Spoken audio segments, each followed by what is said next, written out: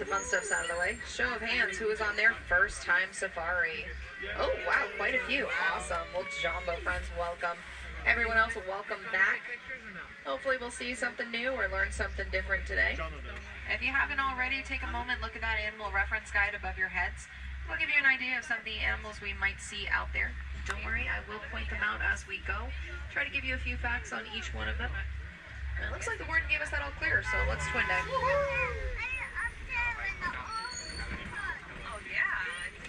Now, the first area we're going to be passing through here is called the Little Ituri Forest. Within that forest are a variety of animals who use their natural colors and markings in order to blend into their environments. That is called an okapi. Now, the okapi may look like it's related to the zebra because of those stripes, but actually it is one of the only relatives of the giraffe. They do have a prehensile tongue, which is how they grasp the leaves from the trees, and that tongue is long enough that they can lick their own eyeballs. Nice little party shirt.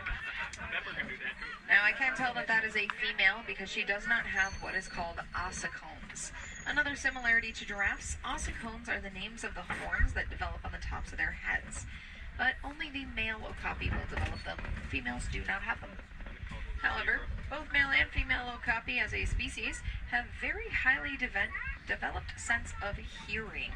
Their large ears operate independently of each other, giving them a surround sound. Now, I do see coming up ahead of us here, you're going to have to look at the top of the hill. That big moving boulder with horns is called a black rhinoceros. Black rhinos are solitary creatures, keeping to themselves. They can get up to around 3,000 pounds, making them the smaller of the rhino species. Also over here on your right-hand side, these lovely tan animals are called greater kudu. They're the taller of the antelope species, getting to be about 55 inches at the shoulder. Continuing on your right-hand side, if you look way in the back there, the chestnut-colored animals are bongos, and that large black and white bird there is called a saddle-billed stork. There's also another saddle-billed stork coming up here on your left as well. Now, saddle-billed storks get their name because of the saddle-like shape going across the top of their bill. Growing to be about 5 feet tall, they do have a wingspan of approximately 9 feet wide. That is roughly the length of the canopy above our heads for reference. Unlike other birds, they do not use vocalization noises to communicate, but instead will rattle their bills together. Sounds a little bit like a woodpecker.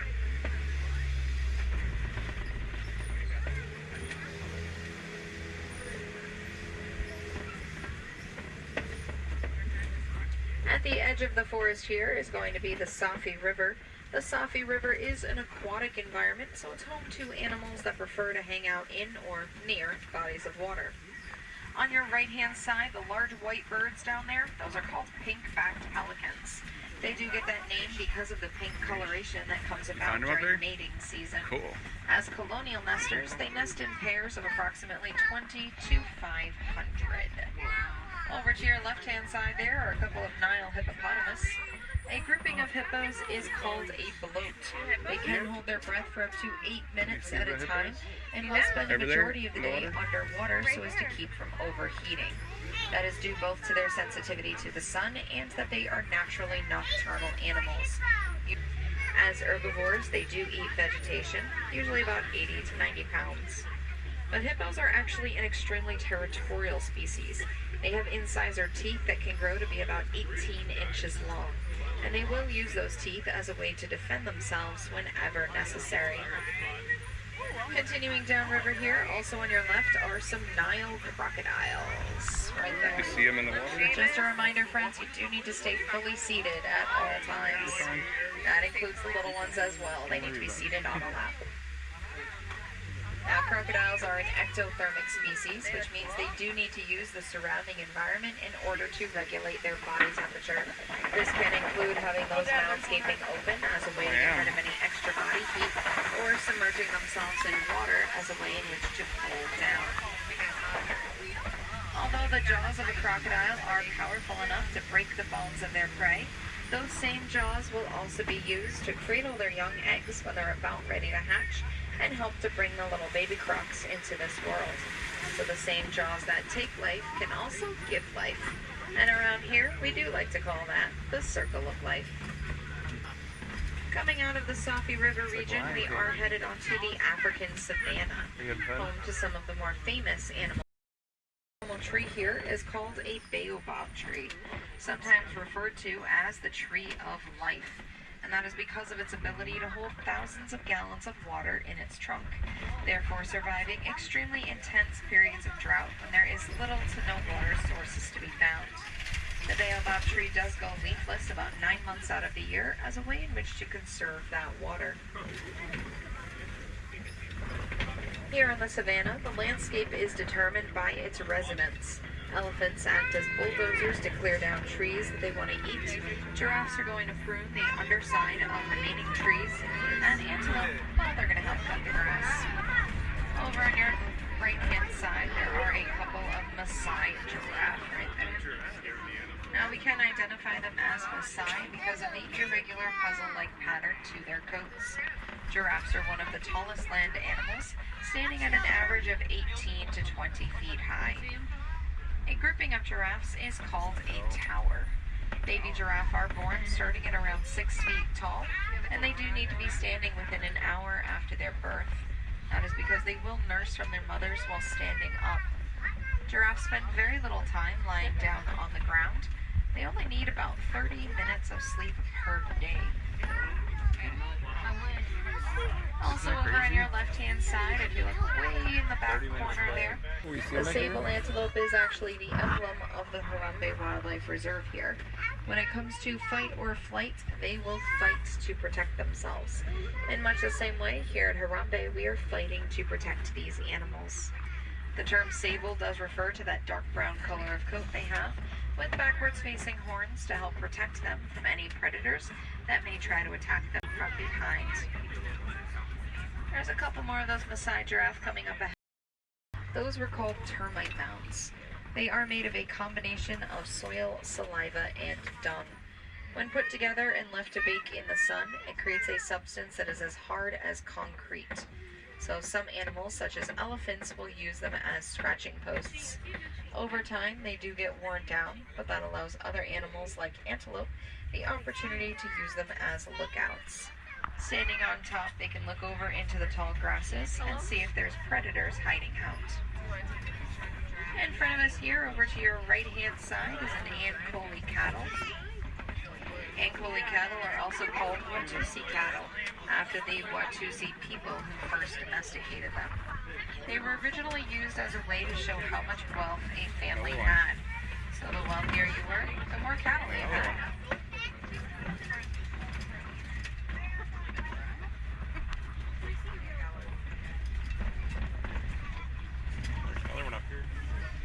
Also on your right-hand side, if you look way in the back there, are some Hartsman Mountain zebras. Hartsman Mountain zebra are the smaller of the zebra species. Each one has a unique striping pattern, the same way we have unique fingerprints. Baby zebra will actually imprint on their mothers, memorizing her pattern so as to recognize her from the rest of the group, to which groups of zebra are called a dazzle. Continuing on the right-hand side here are wildebeest. Wildebeest are one of the most densely packed migrating herd animals. They travel thousands of miles every single year with upwards of 1.5 million members. As a migratory species, they can go several days without a single drink of water. In Afrikaans, their name is Nu, G-N-U. It's based on the noise that they make.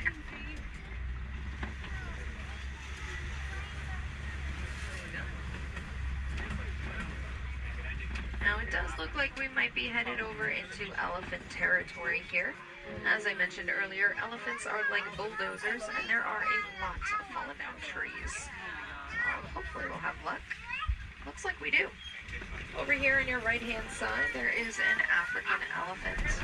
Now we can identify it as an African elephant because, well, we're in Africa. But it's also because they have some of the largest ears resembling the continent of Africa. Here in Harambe, there have been researchers studying elephants, and one of the things that they've learned is elephants are afraid of bees. Elephants get hungry. and their choice of snack is often farmers' crops. Now, farmers do not take too kindly to that. That's their livelihood and their source of income. So unfortunately, a lot of elephant lives have been lost in this conflict. But with this new discovery, farmers have started to build beehives surrounding their property. What this does is it deters the elephants and forces them to go around, therefore protecting those crops, which then saves the elephants, and those farmers are getting a little bit of extra income from that honey production. So it's a win-win-win situation, and that is called the Bees and Elephants Project. As one of the world's largest land animals, elephants stand at about 13 feet tall. They weigh roughly 13,000 pounds and can eat around 300 pounds of food per day. They are herbivores, eating vegetation, but will also sometimes consume red clay, such as that surrounding us here. And I do see a lot of footprints and tusk marks, so there's probably been some recent activity. Looks like there's several more elephants here on your left. And if you look carefully, you can see the newest member of the herd right there. Now, elephants do like to eat red clay as a way of getting some extra nutrients. Both male and female elephants do have ivory tusks. And that is one way that we can help to protect them, by not purchasing any ivory products, because elephants need those tusks. That's how they're going to dig for food and water and other things, such as that red clay. It also helps them in sparring matches with one another to determine the dominance within their hierarchy. Unlike other animals, though, elephants are a matriarchal society, which means they are led by a dominant female. That female is going to be the oldest and wisest in the group, the one who has traveled the most, and therefore knows where all of the good food and water sources are. Over time, she will pass on her knowledge to the rest of the herd, which typically consists of not only herself, but all of the females, as well as the young males. They usually stay with their mothers until they're about 14 to 15 years old. Right about that rambunctious teenager stage, yeah, that's usually when they get kicked out. Well, that's okay. They can either go off on their own, or they can join a bachelor group, in which other males will get together, and the oldest ones will teach important life lessons to those younger ones.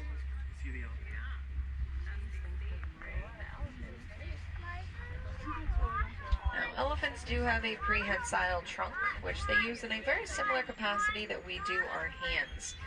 They can also sometimes be seen throwing dirt on their backs, and that is how they will protect themselves from the sun. Although elephants have a built-in cooling mechanism. Flapping those large ears back and forth allows the air to circulate around their blood vessels, helping to cool them off by as much as 15 degrees.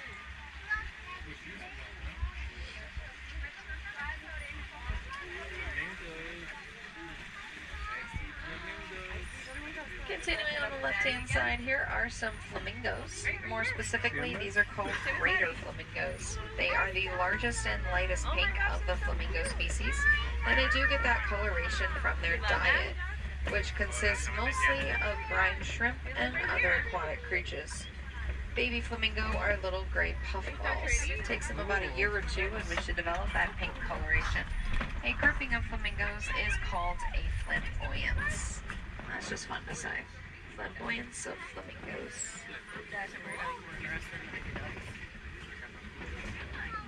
Coming up ahead here, over to your left-hand side, are a couple of white rhinoceros. Now these rhinos may look just a little bit dirty, and that's because they like to roll around in mud as a way to protect themselves from the sun. Creates a natural sort of sunblock for them. White rhinos average about 4,000 to 5,000 pounds, making them the larger of the rhino species. With the ability to run at up to 35 miles per hour, their grouping is called a crash. Unfortunately, though, all species of rhinos are still being hunted for those beautiful horns of theirs, but they are just made out of keratin. It's actually the same substance found in our own hair and fingernails. So we can leave those rhinos alone. But keep your eyes over to the left-hand side here, friends. You might be able to spot some cheetah. Aha. right there in that sunspot. Cheetahs are known to be the fastest land animal, reaching speeds of about 60 miles an hour in under 3 seconds. Their muscular tails help them to change direction when they are running. Unlike other large cats, though, instead of using roars and growls, cheetahs have a series of purrs and chirping noises. Their grouping is called a coalition. Now, they are one of the few large cats that actually do their hunting in the daytime. Now, they are definitely built for speed and not stamina. Although they can achieve very high speeds very quickly, cheetahs are not able to maintain those speeds for very long, only a few hundred yards. So usually the maximum length they get is about 2 football fields.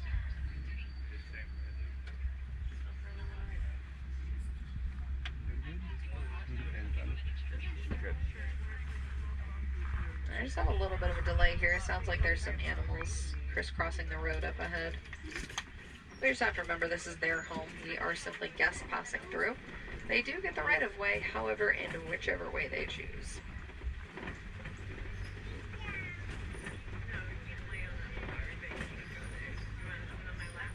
Now, this large structure in front of us here is what's called Kopi rocks. And Kopi is a word that's used to identify a group or island of rocks, usually set up higher than everything else in the area, which is why it will sometimes be used by larger predators as a vantage point, providing an opportunity to look out over the surrounding area and see if there's any prey to go after. There's the troublemaker. Another one of those white rhinos is very, very close to us here on the left-hand side. You see it right here, Mitch? It's right here. So we're going to go very slowly, very quietly. It's right beside us. Let's see just how large these friends get. Kind of like giant armored cows. But I'm still not picking a fight with something the size of a tank. Also on your right-hand side, waterbuck have heart-shaped noses, and they secrete a substance onto their coats that makes them extremely sticky as well as waterproof. So it's a really good defense mechanism for many predators.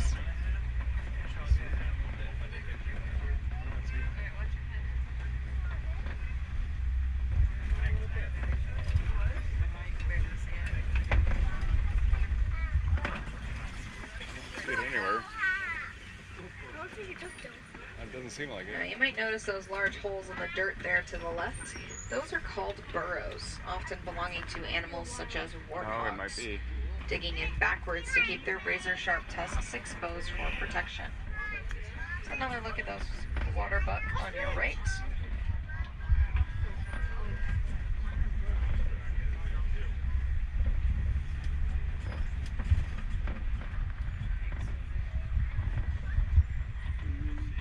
Also to your right-hand side, if you look towards the ground, right about there, you might notice some very large white eggs in the ground about halfway up. Those are actually ostrich eggs. Each one of those eggs does weigh about 3 to 4 pounds and is the equivalent of 2 dozen chicken eggs. But unlike chicken eggs, they are a lot tougher. A fully grown adult could stand on top of one and it will not break.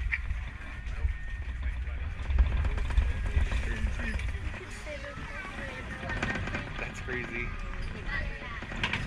Now here in Magadi Glen is the Warden's Post, and I do see some of the Nigerian dwarf goats that they've been keeping. They're going to be on your left-hand side here.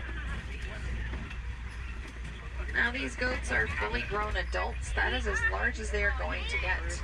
They have been proven to be extremely valuable, both economically and nutritionally. That is because of the variety of products produced from their milk. Everything from drinkable goat's milk all the way up to soap products. They're also really handy in having around because they eat a lot of vegetation that traditional livestock will not eat, and that is due to their multiple stomachs.